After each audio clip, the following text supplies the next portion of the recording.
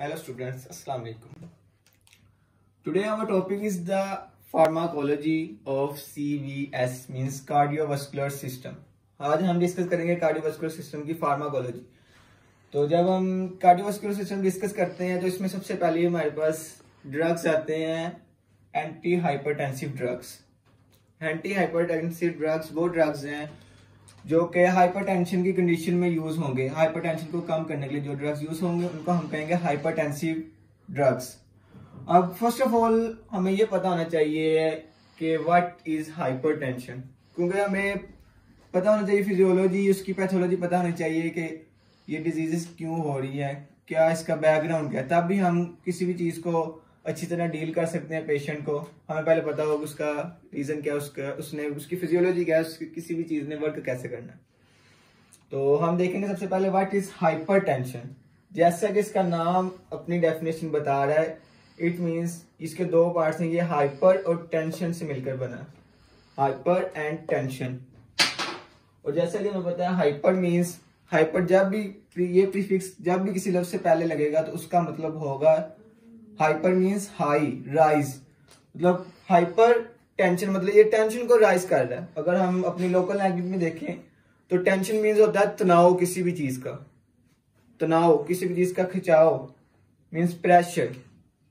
तो एज अगर हम अपनी लोकल लैंग्वेज में देखें तो हाइपर टेंशन बनेगा तनाव का बढ़ जाना, प्रेशर का बढ़ जाना। Now we will discuss the medical term. Medical term में हम हाइपरटेंशन को कैसे डिफाइन करेंगे।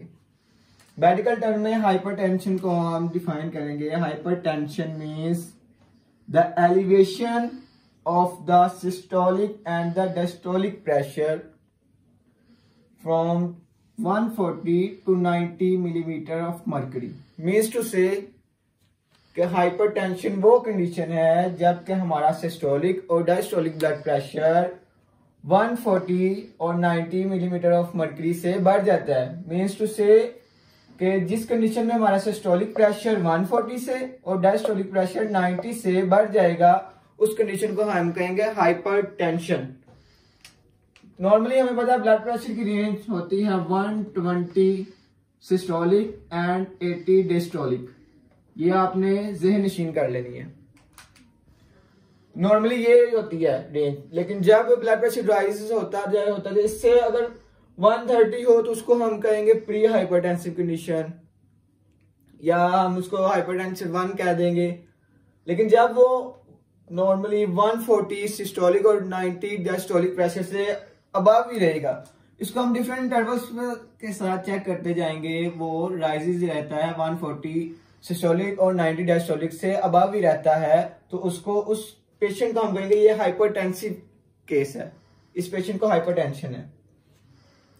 तो हम देखेंगे ब्लड प्रेशर बेसिकली होता क्या। हमारे माशरे में ऐसा पाया जाता है जब भी ब्लड प्रेशर का नाम आता है तो नॉर्मली एक लोकल पर्सन, एक अननोन बंदा ये सोचता है जी ब्लड प्रेशर कोई एक डिजीज है, कोई एक बीमारी है।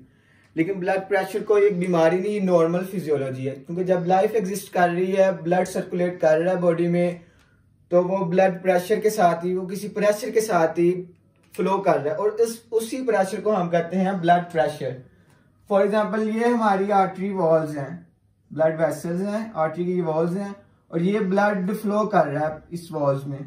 तो जिस प्रेशर के साथ ये इस वॉल में फ्लो कर रहा है, हार्ट में आ रहा है और हार्ट से पंप होके कॉन्ट्रैक्ट होके ये जा रहा है, वो किसी प्रेशर के साथ आ जा रहा है। इस प्रेशर को हम कहते हैं ब्लड प्रेशर, जिसकी नॉर्मल रेंज है 120 to 80, 120 सिस्टोलिक एंड 80 डायस्टोलिक। लेकिन जब ये रेंज बढ़कर 140 सिस्टोलिक और 90 डायस्टोलिक रहेगी तो उसको हम कहेंगे हाइपरटेंशन। तो हम कहते हैं हाइपरटेंशन। हाइपरटेंशन के अगर हम सिम्टम्स देखें तो इसके कोई ऐसे सिम्टम्स नहीं है जो कि हम जिनकी बेस पे डिफाइन कर सकें। नॉर्मली एक बंदे को हाइपरटेंशन होता भी है तो वो उस चीज को जल्दी जांच नहीं जा पाता कि ये मुझे हाइपरटेंशन है, इसलिए इसको हम कहते हैं साइलेंट किलर। हाइपरटेंशन है साइलेंट किलर, क्योंकि ये बाद में बहुत कॉम्प्लिकेशंस पैदा कर देता है वक्त के साथ साथ। अगर नॉर्मली पेशेंट हाइपरटेंसिव कंडीशन में रहता है तो ये बाद में काफी कॉम्प्लिकेशंस पैदा करते हैं, इसलिए इसको कहते हैं साइलेंट किलर्स कहते हैं हाइपरटेंशन को। और ये वर्ल्ड वाइड डिजीजेस में से एक है। आजकल अगर देखा जाए तो हर 15 से 20 शख्स में एक इंसान को हाइपरटेंशन और डायबिटीज का प्रॉब्लम है, वर्ल्ड वाइड डिजीज में। Now we will discuss their types of hypertension. Hypertension की हम क्लासिफिकेशन डिस्कस करें तो इसको हम क्लासिफाई करते हैं 2 टर्म्स में। 2 इसकी क्लासिफिकेशन है based on it's causes. First of all it is primary hypertension. Now what is primary hypertension?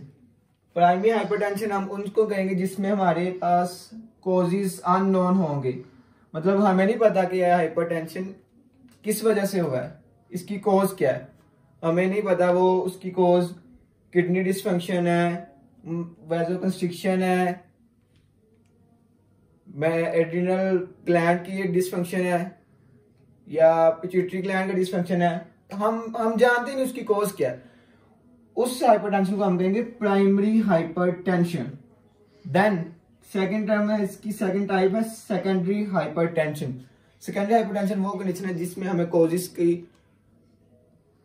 का पता होगा, कॉजेस आर नोन, हम जानते हैं कि इसकी कॉज क्या है, कि ये किस वजह से हुआ है।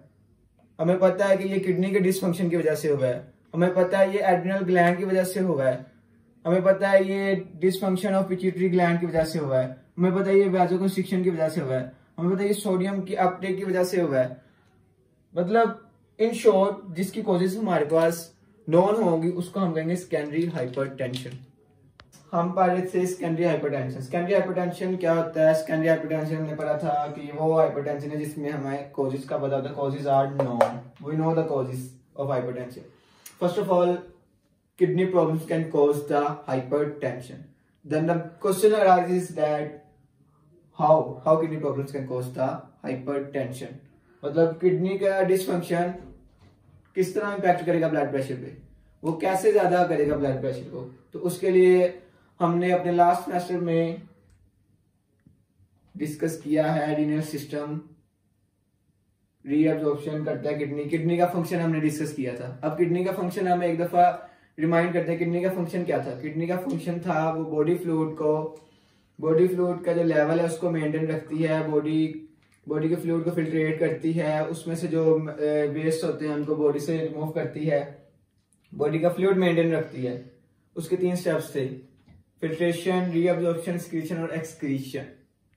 अगर उसके फिल्ट्रेशन में प्रॉब्लम आ रहा है तो कॉजेज होंगे, फिर फिल्ट्रेशन में प्रॉब्लम आ रहा है तब भी वो ब्लड प्रेशर कॉज कर सकता है। उसके रीअब्जॉर्प्शन में कोई प्रॉब्लम आ रहा है, नॉर्मल से हटकर कोई पैथोलॉजी आया है, कोई चेंज आ रहा है तो वो भी ब्लड प्रेशर को राइज करने में रोल प्ले करेंगे। अगर उसकी एक्सक्रीशन से इतना से नहीं हो रही तो वो भी ब्लड प्रेशर को राइज करने की वजह बनेंगे। अब मेनली हम एक एग्जांपल डिस्कस करते हैं कि अगर सोडियम, जो हमारी बॉडी से सोडियम का लेवल जो नॉर्मल होना चाहिए वो नॉर्मली से ज्यादा बढ़ रहा है, वो तो एक्सक्रीट नहीं हो रहा है, सोडियम का लेवल बढ़ गया, किडनी रीअब्जॉर्ब ज्यादा कर रही है, रीअब्जॉर्प्शन में प्रॉब्लम आ गई है, किडनी सोडियम ज्यादा रीअब्जॉर्ब कर रही है। तो सोडियम का डायरेक्टली इंपैक्ट है हमारे ब्लड प्रेशर पर।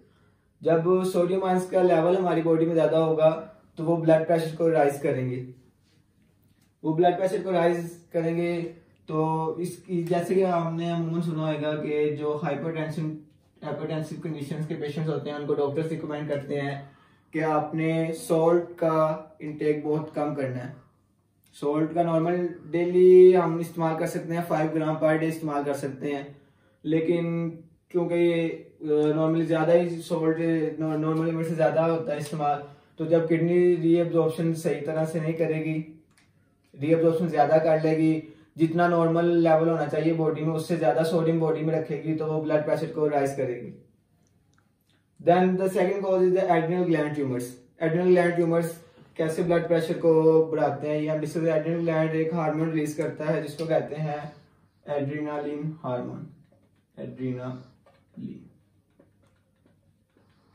एड्रीनालिन हार्मोन का डायरेक्टली हमारे ब्लड प्रेशर के साथ ताल्लुक है। अगर इसकी सिक्रीशन ज्यादा हो तो ये ब्लड प्रेशर को राइज कर सकती है। अब एड्रिनल ग्लैंड्स ट्यूमर्स अगर हो गए हैं, मींस एड्रिनल ग्लैंड्स के जो सेल्स हैं वो बढ़ गए हैं। आपको पता है ट्यूमर की कंडीशन में ये होता है कि सेल्स डिवाइड होकर बढ़ जाते हैं, तो जब सेल्स बढ़ जाएंगे तो वो एड्रिनल ग्लैंड ट्यूमर्स की कंडीशन में एक नॉर्मल लेवल से ज्यादा एड्रेनालिन हार्मोन रिलीज करेगा। जब एड्रेनालिन हार्मोन एक नॉर्मल वैल्यू से ज्यादा रिलीज होगा तो वो हाइपरटेंशन कोज करेगा। देन थायराइड प्रॉब्लम्स भी कोज करती हैं ब्लड प्रेशर की।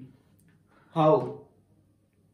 थायराइड ग्लैंड एक बहुत मोस्ट इंपॉर्टेंट ग्लैंड है हमारी बॉडी में, जो कि मेटाबॉलिज्म को कंट्रोल करता है, जो कि डिफरेंट हार्मोन्स रिलीज करता है और मेटाबॉलिज्म को मेंटेन रखता है। जब वो इम्बैलेंसेस होगी उन हार्मोन्स की तो वो ब्लड प्रेशर को राइज कर देंगे नॉर्मल वैल्यू से।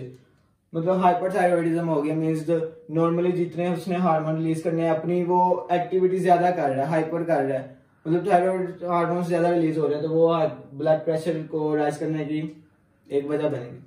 Then the fourth one is the contraction of aorta. Aorta means के जो ब्लड वेसल्स है उसकी कंट्रैक्शन हो गई है। उसकी कंट्रैक्शन भी ब्लड प्रेशर को बढ़ाने की एक अहम रीजन है। इसकी एग्जांपल हम लेते हैं कि ये ब्लड वेसल है, हाँ इसको हम मिलाते हैं, एक जनरल एग्जांपल से लेते हैं कि अगर हम अपने घर में कार वॉश कर रहे हैं तो हमने एक पाइप इस्तेमाल कर रहे हैं जिसमें से पानी गुजर रहा है, तो उसका प्रेशर हम कैसे बढ़ाते हैं? उसका प्रेशर हम बढ़ाते हैं, हम पाइप को आगे से दबाते हैं। वॉल्यूम पीछे से पानी का उतना ही आ रहा है, लेकिन जब हम उस पाइप को आगे से दबाएंगे तो उसकी कंट्रैक्शन की वजह से प्रेशर बढ़ जाएगा। सेम फिनोमेना इधर हो रहा है। जब ब्लड इधर से फ्लो कर रहा है नॉर्मली, लेकिन अगर ये जो है वेसल्स ये कंट्रैक्ट हो जाती हैं तो वॉल्यूम तो पीछे से उतना है ब्लड का, लेकिन इस कंट्रैक्शन की वजह से उसका प्रेशर इधर से नॉर्मली से बढ़ जाएगा, नॉर्मल प्रेशर से बढ़ जाएगा। इस तरह कंट्रैक्शन ऑफ अयोर्टा भी कॉज करती है इंक्रीज इन ब्लड प्रेशर। और ये कंट्रैक्शन ऑफ अयोर्टा इसके मैनी फैक्टर्स हो सकते हैं जिसकी वजह से कंट्रैक्शन ऑफ अयोर्टा होती है। ये बाय बर्थ भी होता है, कंजेनिटल भी हो सकती है, और ये न्यूरोमस्कुलर जंक्शन की इम्बैलेंसेस की वजह से भी हो सकती है। मैंने इसकी कॉजेज हैं, फर्दर हम इस सब को डिस्कस करेंगे। Now we will discuss the risk factors, means to say हम रिस्क फैक्टर डिस्कस करेंगे, मतलब कौन कौन सी चीजें हैं जिनमें हाइपरटेंशन का रिस्क ज्यादा है। जरूरी नहीं कि सिर्फ इन्हीं में होगा, बाकी किसी चीज में रिस्क वो नहीं हो सकता बेहतर, लेकिन जो ये पॉइंट्स हैं इनमें ज्यादा रीजन है कि ज्यादा उनके चांसेस है कि हाइपरटेंशन हो सकती है। फर्स्ट ऑफ ऑल है एज मैटर करती है हमारी हाइपरटेंशन में। 65 ईयर्स तक इंसान के ब्लड प्रेशर में फ्लक्चुएशन आती रहती है, और 65 ईयर्स तक पहुंचते ब्लड प्रेशर नॉर्मली ज्यादा रहने लग जाता है, और मोर देन 65 ईयर्स के पेशेंट में हाइपरटेंशन की कंडीशन नॉर्मली होती है। अब जरूरी नहीं है कि इससे कम वालों में नहीं हो सकती, या हर 65 ईयर्स से ज्यादा जिसकी एज है उसमें हाइपरटेंशन हो, नहीं, ये सिर्फ है कि रिस्क फैक्टर्स है, मतलब इनमें ज्यादा चांसेस हैं होने की। देन जेंडर बेस्ड, जेंडर में ये है कि अगर हम ओवरऑल देखें तो कम्युनिटी में हमारे मेल्स में हाइपरटेंशन के केसेस ज्यादा है as compare to females. Means के जो मेल्स हैं उनमें ज्यादा है कि अब वो हाइपरटेंशन उनको हो सकती है। ऐसा नहीं कि फीमेल्स में भी होती है, लेकिन रेशियो अगर देखें तो मेल्स में हाइपरटेंशन केसेस की रेशियो ज्यादा है as compare to females. Then third point is the family history, means कि अगर आपकी फैमिली हिस्ट्री बहुत मैटर करती है। अगर आपके जीन्स में हाइपरटेंशन है, आपके एंसेस्टर्स में सबको हाइपरटेंशन है, तो वो आपके जीन्स की वजह से आप में ट्रांसफर होगी और आप में भी हाइपरटेंशन के चांसेस ज्यादा हैं। देन टबाकू और स्मोकिंग, टबाकू और स्मोकिंग किस तरह ब्लड प्रेशर पे इंपैक्ट करते हैं? आपको पता है कि टबाकू में एक पाया जाता है निकोटीन। निकोटीन एक हमारे लिए पॉइजनस है, एक जहर है हमारे लिए। जो निकोटीन होता है वो डायरेक्टली इंपैक्ट करता है हमारे ब्लड प्रेशर पर। जब स्मोकिंग करते हैं तो टेम्परेरी हाइपरटेंशन हो जाती है, और टेम्परेरी हाइपरटेंशन में लीड टू मतलब ये हो सकता है कि आपके हार्ट अटैक के भी रीजन बन जाए। इसीलिए आपको अगर स्मोकिंग करते हैं तो आपको बिल्कुल इससे अवॉइड करना चाहिए। You should avoid smoking. Smoking हमारे लिए बहुत नुकसानदेह है। Then the fifth risk factor is the diet. अब डाइट किस तरह इफेक्ट करती है? अगर हमारी डाइट में सोल्ट का इंटेक ज्यादा है तो ब्लड प्रेशर हो जाएगा। कैसे होगा? क्योंकि अगर हम सोल्ट ज्यादा डेली डाइट से ज्यादा इस्तेमाल कर रहे हैं तो उस सॉल्ट की वजह से, आपको पता है सॉल्ट में होता है सोडियम क्लोराइड, तो इस वजह से सॉल्ट का ज्यादा इंटेक की वजह से हमारे सोडियम आयंस ब्लड में बढ़ जाएंगे, और सोडियम आयंस जब ज्यादा होंगे तो वो ब्लड हाइपरटेंशन कॉज करेगा। देन एन ऑयल, हमारी डाइट में ऑयल, अगर ऑयल भी इफेक्ट करता है हमारे ब्लड प्रेशर को राइज करने में। कैसे करता है?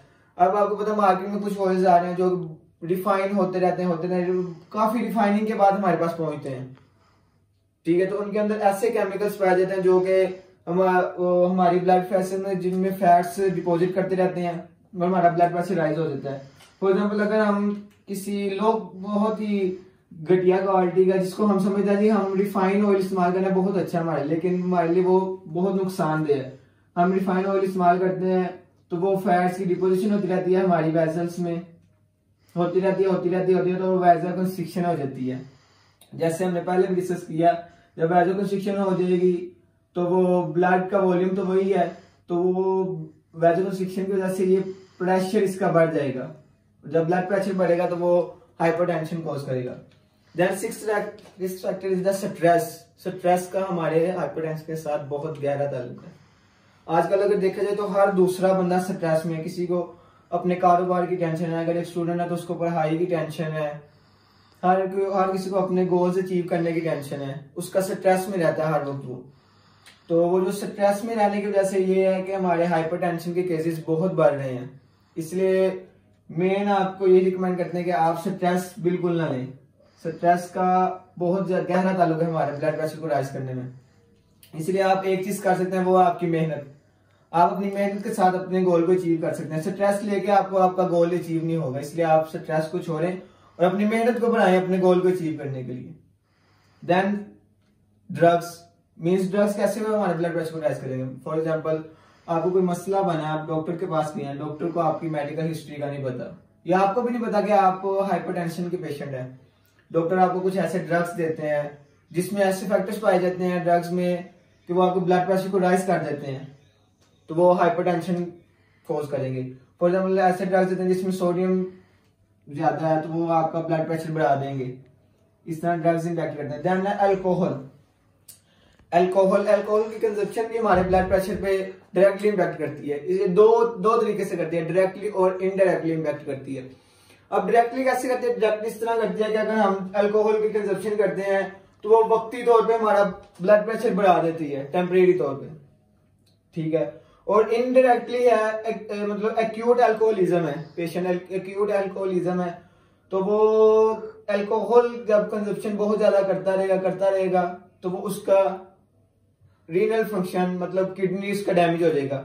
और हमने पहले भी डिस्कस किया, जब किडनी डैमेज होगा तो वो ब्लड प्रेशर को नॉर्मल वैल्यू से बढ़ा देगा और वो हाइपरटेंशन कॉज करेगा। जी स्टूडेंट्स, हम डिस्कस कर रहे थे एंटी हाइपरटेंसिव ड्रग्स, मतलब ऐसे ड्रग्स जो कि हाइपरटेंशन को कम करेंगे उसको कहते हैं anti hypertensive drugs. First of all हम फैक्टर्स डिस्कस करते हैं जो कि हाइपरटेंशन की कॉज बनते हैं। फर्स्ट ऑफ ऑल है बीटा 1 रिसेप्टर्स। बीटा 1 रिसेप्टर्स वो रिसेप्टर्स हैं जो कि हार्ट रेट को बढ़ा देते हैं, और उस हार्ट रेट को बढ़ा देते हैं जिसकी वजह से, और हार्ट रेट के बढ़ने की वजह से कार्डियक आउटपुट बढ़ जाता है, और कार्डियक आउटपुट का डायरेक्टली हमारे ब्लड प्रेशर के साथ ताल्लुक है। क्योंकि ब्लड प्रेशर का अगर हमने फार्मूला पढ़ा तो उस फार्मूले से पता चलेगा कि कार्डियक आउटपुट डायरेक्टली प्रोपोर्शनल है ब्लड प्रेशर के, और जब कार्डियक आउटपुट इंक्रीज होगा तो वो ब्लड प्रेशर को बढ़ा देगा। Then second one is the alpha 1 receptors. Alpha 1 receptors smooth muscles पे पाए जाते हैं, और जो ये स्मूथ मसल्स पे पाए जाते हैं, और जब ये अल्फा 1 रिसेप्टर्स होते हैं ये वैसल कंस्ट्रिक्शन करवाते हैं। और हमने पहले भी काफी दफा डिस्कस किया, जो वैसल कंस्ट्रिक्शन होती है, वैसल कंस्ट्रिक्शन मतलब वैसल्स का कंस्ट्रिक्ट हो जाना, ये ब्लड प्रेशर को इंक्रीज कर देता है। देन है रेनिन एंजियोटेंसिन एल्डोस्टेरोन सिस्टम, जिसको हम पहले भी अपने किडनी के फंक्शन में और डिस्कस कर चुके हैं काफी डिटेल से। एंजियोटेंसिन एक प्रोटीन है जो कि हमारे ब्लड में पाई जाती है। एंजियोटेंसिन जो है ये जब रेनिन एंजियोटेंसिन सिस्टम में ये होता है कि जो रेनिन है ये हमारा किडनी से रिलीज होता है, किडनी ग्लोमेरुलस से रेनिन रिलीज होता है, जो कि एंजियोटेंसिन को एंजियोटेंसिन 1 में कन्वर्ट करता है। देन ये जो एंजियोटेंसिन 1 होता है ये एंजियोटेंसिन 2 में कन्वर्ट हो जाता है। कैसे होता है? इसको कन्वर्ट करते हैं एंजियोटेंसिन कन्वर्टिंग एंजाइम्स, जो कि हमारे लंग से आते हैं। ये एंजियोटेंसिन कन्वर्टिंग एंजाइम्स हमारे एंजियोटेंसिन 1 को एंजियोटेंसिन 2 में कन्वर्ट करते हैं। और जो एंजियोटेंसिन 2 है ये एक पोटेंट वैसोकंस्ट्रिक्टर है। मीन्स टू से जब एंजियोटेंसिन 2 अपने रिसेप्टर्स पे जाके अटैच होता है तो ये वैसोकंस्ट्रिक्शन करवा देता है। और हमने पहले भी पढ़ा कि वैसोकंस्ट्रिक्शन जो होती है वो ब्लड प्रेशर को राइज करती है। अब हम डिस्कस करेंगे एंटी हाइपरटेंसिव ड्रग्स की क्लासिफिकेशन। हम डिस्कस कर लेते हैं हाइपरटेंसिव ड्रग्स। तो सबसे पहले हम डिस्कस करेंगे हाइपरटेंसिव ड्रग्स की मेजर क्लासिफिकेशन क्या है। इसको हम डिटेल से बात करेंगे। फिलहाल हम इसकी सिर्फ मेजर क्लासिफिकेशन डिस्कस करते हैं, हम क्लासिफाई करते हैं। फर्स्ट ऑफ ऑल हम इनकी फर्स्ट क्लासिफिकेशन में फर्स्ट ऑफ ऑल डिस्कस करते हैं अल्फा 1 ब्लॉकर्स को। क्योंकि अल्फा 1 जो रिसेप्टर्स होते हैं वो वैसोकंस्ट्रिक्शन करवाते हैं और वैसोकंस्ट्रिक्शन की वजह से ब्लड प्रेशर राइज होता है, इसलिए हम अल्फा 1 ब्लॉकर्स यूज करेंगे। सेकंड नंबर पे हम यूज करेंगे बीटा 1 ब्लॉकर्स, जो कि कार्डियक आउटपुट को बढ़ाते थे, ब्लड प्रेशर को इंक्रीज करते थे। तो जब हम बीटा 1 ब्लॉकर इस्तेमाल करेंगे तो बीटा 1 रिसेप्टर्स ब्लॉक हो जाएंगे और हमारा ब्लड प्रेशर नॉर्मल हो जाएगा। थर्ड वन में हम यूज करते हैं एक मोस्ट इंपॉर्टेंट अल्फा 1 एगोनिस्ट है जिसको कहते हैं क्लोनिडीन, जिसका नाम है क्लोनिडीन। ये वैसे तो नॉर्मली हम अगर इसको नॉर्मल डोज हम दें तो ये वैसोकंस्ट्रिक्शन करवाता है, लेकिन जब हम इसकी डोज ज्यादा कर देते हैं, इसको इंट्रावेनस देते हैं, तो ये डायरेक्ट इफेक्ट करता है सेंट्रल नर्वस सिस्टम पर। सेंट्रल नर्वस सिस्टम पर इंपैक्ट करता है और ये अल्फा रिसेप्टर्स को ब्लॉक कर देता है। जब ये अल्फा रिसेप्टर्स को ब्लॉक कर देगा तो ब्लड प्रेशर लो हो जाएगा। देन फोर्थ वन क्लासिफिकेशन है डायूरेटिक्स की। डायूरेटिक्स उन ड्रग्स को कहते हैं जो कि फ्लूइड का वॉल्यूम हमारे बॉडी में कम करते हैं। डायूरेटिक्स ड्रग्स का मेन फंक्शन क्या होता है? डायूरेटिक ड्रग्स जब हम लेते हैं तो वो रीअब्जॉर्प्शन को कम करते हैं, और जब रीअब्जॉर्प्शन कम होगी तो इंट्रावस्कुलर वॉल्यूम जो है वो डिक्रीज हो जाएगा, क्योंकि जब रीअब्जॉर्प्शन कम होगी तो ज्यादा फ्लूइड हमारी बॉडी से रिलीज होंगे। इस तरह इंट्रावस्कुलर वॉल्यूम डिक्रीज होगा, और जब वॉल्यूम डिक्रीज हो जाएगा तो वो ब्लड प्रेशर को रिड्यूस कर देगा। देन नेक्स्ट क्लासिफिकेशन आती है वैसोडाइलेटर्स की। वैसोडाइलेटर्स मतलब वैसोकंस्ट्रिक्शन जो है वो ब्लड प्रेशर को बढ़ा रही है, तो हम वैसोडाइलेटर्स इस्तेमाल करेंगे। वैसोडाइलेटर्स में सबसे पहले आते हैं calcium channels blockers. Calcium channels जो होते हैं ये वैसोकंस्ट्रिक्शन करवाते हैं, क्योंकि ये मस्कुलर स्मूथ मसल्स पे प्रेजेंट होते हैं, और जो ये जो चैनल्स होते हैं इनके थ्रू जब जो मसल से स्मूथ मसल से कैल्शियम निकलता है तो ये रेस्टिंग मेम्ब्रेन पोटेंशियल क्रिएट करता है। रेस्टिंग मेम्ब्रेन पोटेंशियल जो है जो वैसोकंस्ट्रिक्शन करवाती है, तो हम इस्तेमाल करेंगे कैल्शियम चैनल्स ब्लॉकर्स। ये ब्लॉकर्स का काम क्या होगा? जब ये ब्लॉकर्स हम इस्तेमाल करेंगे तो ये कैल्शियम मसल से सेल से बाहर नहीं जाएगा, तो कंट्रैक्शन इनहिबिटेड हो जाएगी। जब कंट्रैक्शन इनहिबिटेड होगी तो ब्लड फ्लो की रेजिस्टेंस भी कम हो जाएगी, क्योंकि पहले वैसोकंस्ट्रिक्शन थी तो ब्लड फ्लो को रेजिस्टेंस मिल रही थी, अब उसकी हमने कंट्रैक्शन को इनहिबिट कर दिया है तो रेजिस्टेंस ब्लड फ्लो की कम हो जाएगी, और जब ब्लड फ्लो की रेजिस्टेंस कम होगी तो ब्लड प्रेशर रिड्यूस हो जाएगा। एंटी हाइपरटेंसिव ड्रग्स की क्लासिफिकेशन। नेक्स्ट क्लासिफिकेशन है रेनिन एंजियोटेंसिन एल्डोस्टेरोन सिस्टम की। हमने जैसे पहले भी डिस्कस किया, एंजियोटेंसिन जो है ये हमारे ब्लड में पाई जाती है, और रेनिन जो है जो कि हमारी किडनी से आता है, किडनी से, और वो एंजियोटेंसिन को कन्वर्ट करता है एंजियोटेंसिन 1 में। अब हम ऐसे ड्रग्स यूज करेंगे जो कि ये जो रेनिन को है ब्लॉक करेंगे, मींस रेनिन ब्लॉकर्स हम इस्तेमाल करेंगे।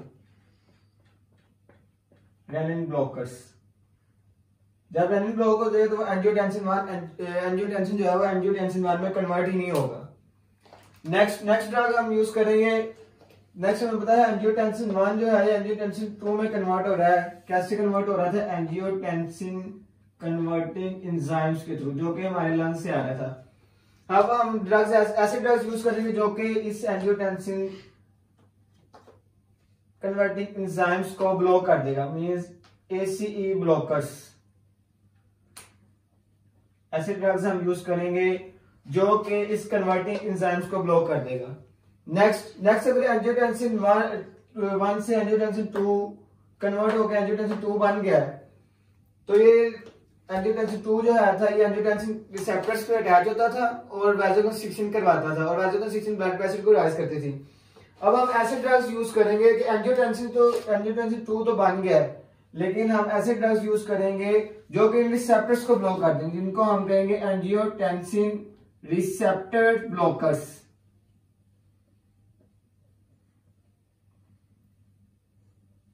अभी तक हमने सिर्फ और सिर्फ इनकी एंटी हाइपरटेंसिव ड्रग्स की मेजर क्लासिफिकेशन पढ़ी है। इनकी डिटेल्स हम फर्दर नेक्स्ट वीडियो में डिस्कस करेंगे। अभी सिर्फ इनका हमने ओवरव्यू लिया। अगर आपको इसमें कोई भी क्वेरी या कोई आपका क्वेश्चन किसी पॉइंट की आपको समझ ना आई हो तो आप मुझे कमेंट सेक्शन में पूछ सकते हैं।